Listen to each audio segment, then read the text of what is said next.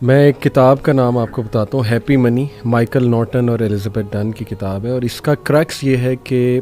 پیسہ گیو کرنے سے خوشی آتی ہے۔ سوشل ایکسپیریمنٹ کیا ان لوگوں نے۔ سوشل ایکسپیریمنٹ کیا تھا کہ ٹرین پہ جو لوگ چڑھنے والے تھے سب وے سے، انہیں کہا کہ ہم نا آپ کو $10 دے رہے ہیں، لیکن یہ آپ کا نہیں ہے، یہ آپ نے رینڈملی کسی کو دیکھنا ہے، شکل سے اسے پہچاننا ہے اور اسے دے دینا۔ بڑا حیران ہوئے یہ کیا بات ہے، خیر انہوں نے ایکسیپٹ کیا، اور پھر کئی لوگوں سے جب انہوں نے عمل کرایا اور ان سے اینڈ میں پوچھا کہ ہاؤ ڈو یو فیل، تو they felt really good, excited, happy, ان کے ایموشنز بڑے زبردست ہو گئے۔ تو یہ کریکس اس بک کا یہ کہ پیسہ دینے سے جو ہے وہ خوشی بھی آتی ہے الحمدللہ۔ 2 آیات ہیں، لیکن دوسری میں انشاءاللہ جو سیکنڈ آپ راؤنڈ لگائیں گے اس میں بتاؤں گا۔ دونوں آیات جو ہے میں نے اس لیے سلیکٹ کی کیونکہ یہ دونوں مسائل ہیں یوتھ کے آج کل، ہم اس پہ اکثر مغیرہ بات بھی کرتے ہیں، شہوات اور شبہات پہ۔ شبہات کے حوالے سے یہ آیا ایکچولی ابن عباس رضی اللہ عنہ کی بھی فیوریٹ آیا ہے، اکارڈنگ ٹو اے نریشن۔ ایک صحابی نے ابن عباس سے پوچھا کہ آپ کی فیوریٹ آیا کون سی ہے، تو اس زیادہ تر صحابہ کی وہ ہے قل یا عبادی الذین اسرفوا علی انفسہم لا تقنطوا من رحمۃ اللہ، لیکن ابن عباس نے کہا کہ میری یہ فیوریٹ آیا ہے۔ وہ صحابی بڑا حیران ہوئے کہ اس میں تو کیا ایسا مطلب ہے یہ موضوع ایسا کہ آپ کا فیوریٹ ہے؟ انہوں نے کہا اس میں ہوپ ہے، ہوپ فار دوز جنہیں وسوسے آتے ہیں، ڈاؤٹس آتے ہیں۔ تو آیت ہے ورس 260، وَإِذْ قَالَ إِبْرَاهِيمُ رَبِّ أَرِنِي كَيْفَ تُحْيِي الْمَوْتَى قَالَ أَوَلَمْ تُؤْمِنْ قَالَ بَلَىٰ وَلَكِنْ لِيَطْمَئِنَّ قَلْبِي۔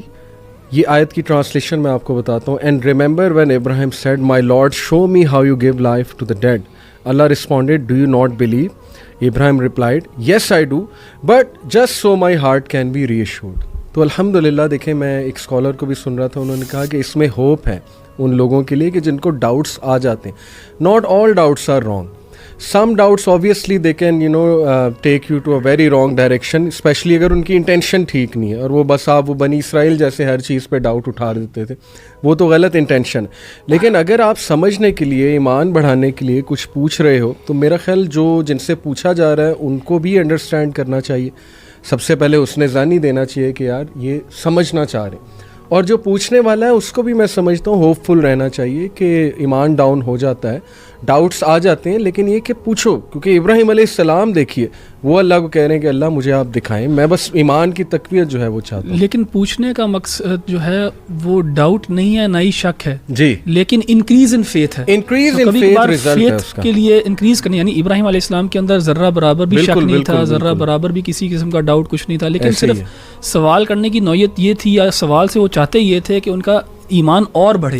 تو یہ بھی ایک ہوتا ہے۔ اچھا، یہ جو تقاضا ہے نا، یہ 2 جگہوں پہ قرآن مجید میں ہوا ہے۔ ایک تو تقاضا یہ سیدنا ابراہیم علیہ السلام کے بارے سے، اور ایک سیدنا موسیٰ علیہ السلام کا بھی۔ اچھا، ایک قوم کی طرف سے بھی یہ تقاضا موجود ہے، سیدنا عیسیٰ علیہ السلام کی قوم نے کہا تھا کہ انزل علینا مائدۃ من السماء، ٹھیک ہے۔ تو اصل میں ان سب آیات کا اگر آپ کانٹیکس دیکھیں نا، اور یہاں پہ جو آیات ہیں اس کے اندر اللہ نے سب سے پہلے قال اولم تؤمن، کیا تم ایمان نہیں لائے؟ اسی طریقے سے جو حواریوں نے جب یہ سیدنا عیسیٰ علیہ السلام سے پوچھا تھا، تو وہاں پہ سیدنا عیسیٰ علیہ السلام نے کہا کہ تم اللہ سے ڈرو، تم کس طرح کا تقاضا کر کے تم اللہ پہ ایمان نہیں لاتے؟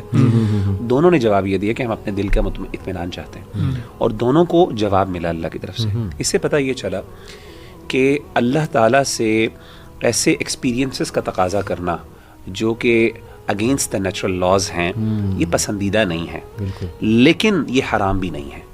کہنے کا مطلب ہے کہ کئی دفعہ انسان کو اللہ کی طرف سے ری ایشورنس چاہیے ہوتی ہے کچھ نہ کچھ لیول پہ،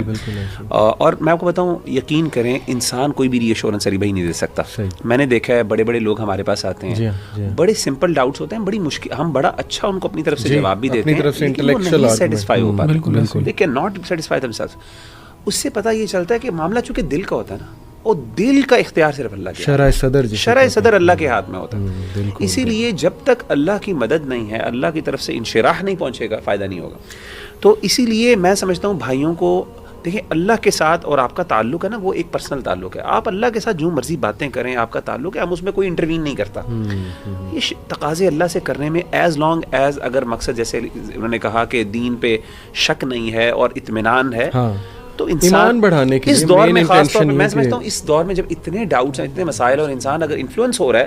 اللہ سے دعا مانگے اللہ مجھے دکھا. میں نے خود اپنے لیے کئی جگہ ایسے واقعات ہوئے میں نے اللہ سے دعا کی اور میرے ساتھ ایسے ایسے واقعات ایکسپیرینشیل جیسے کہتے ہیں نا اللہ کی ایگزسٹنس کے لیے ایک ایکسپیرینشیل ایویڈنس بھی ہوتا ہے آپ کا کچھ ایکسپیرینسز ہوتے ہیں اللہ سے ایسے ایکسپیرینسز مانگنے لیکن وہ راز میں رہنے چاہیے وہ راز کے ہوتے ہیں اور وہ دلیل نہیں بنتے دوسروں کے لیے بل وہ ایک لمبا ٹاپک ہے بڑا یہ دعا بھی ہے نا اللہم ارنا الحق حقا وارزقنا اتباعہ ماشاءاللہ یہ بھی بہت زبردست.